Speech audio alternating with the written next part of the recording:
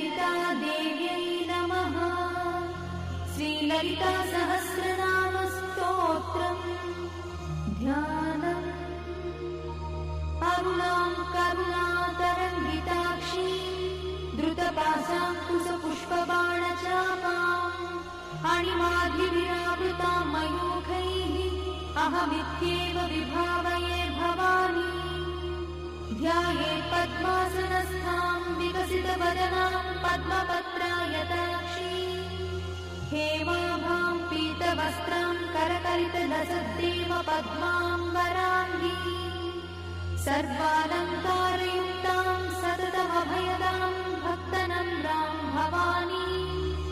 श्रीविद्यां शान्तमूर्तिं सकलसुरनुतां सर्वसम्पत्प्रदात्री